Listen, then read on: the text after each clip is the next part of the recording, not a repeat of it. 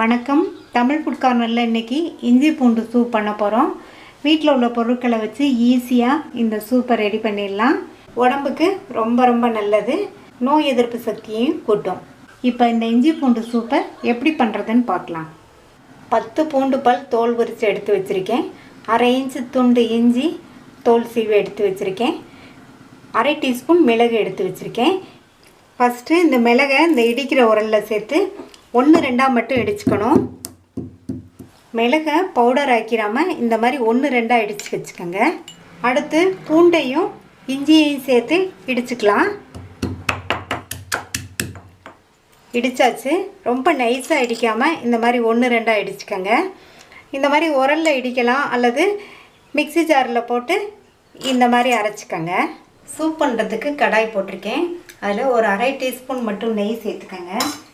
நெய் உருகுனதும் இடித்து வச்சு இஞ்சி பூண்டை சேர்த்துடலாம். சேர்த்துட்டு லோ ஃப்ளேமில் வச்சு ஒரு 2 நிமிஷம் வதக்கிக்கோங்க. இந்த மாதிரி நெய்யில் இஞ்சி பூண்டை வதக்கினோம்னா சூப்பும் நல்லா டேஸ்ட்டாக இருக்கும். இப்போ வதங்கும் போதே நல்ல வாசனையும் வருது. இப்போ வதக்கியாச்சு 2 நிமிஷம் போல். அது கூட 1 டேபிள் ஸ்பூன் அளவுக்கு கேரட் இந்த மாதிரி பொடியாக கட் பண்ணியிருக்கேன். அதையும் சேர்த்து மறுபடியும் 1 நிமிஷம் போல் வதக்கிக்கலாம். இந்த மாதிரி இஞ்சி பூண்டு பேஸ்ட்டில் கேரட் சேர்த்தோம்னா சூப்பு நல்ல டேஸ்ட்டாகவும் இருக்கும், பார்க்குறதுக்கு நல்ல அட்ராக்டிவாகவும் இருக்கும். கேரட்டையும் சேர்த்து வதக்கியாச்சு. இஞ்சி பூண்டு விழுதுங்கிறதுனால கொஞ்சம் கடாயில் ஒட்டும்.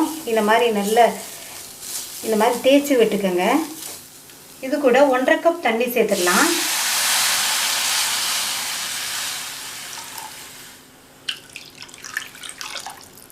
நல்லா கலந்து விட்டுறலாம். ஒரு 5 நிமிஷம் ஹை ஃப்ளேம்லேயே நல்லா கொதிக்கட்டும். அப்போ தான் இஞ்சி பூண்டு கேரட்டோட சத்தெல்லாம் இந்த தண்ணியில் நல்லா இறங்கும். 5 நிமிஷமாக கொதிச்சிருச்சு சூப்பு. இடித்து வச்சு அந்த மிளகு சேர்த்துடலாம். மிளகை இந்த மாதிரியே இடிச்சுக்கோங்க, ரொம்ப பவுடர் ஆக்கிடாதீங்க. இது கூட தேவையான அளவு உப்பு சேர்த்துடலாம். உப்பு சேர்த்து கலந்தாச்சு. 2 டீஸ்பூன் அளவுக்கு கார்ன்ஃப்ளவர் எடுத்திருக்கேன்.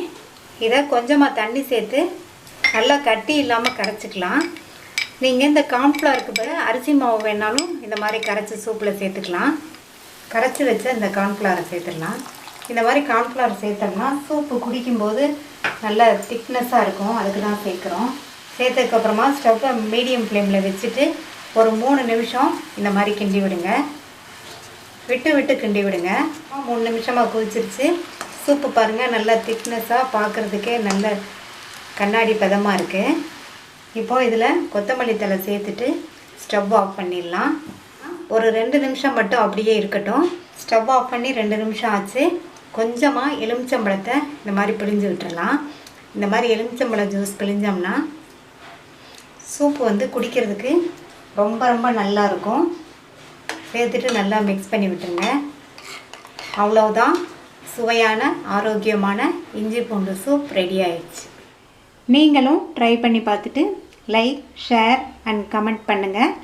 தமிழ் ஃபுட் கார்னர் சேனலுக்கு சப்ஸ்கிரைப் பண்ணுங்கள். நன்றி.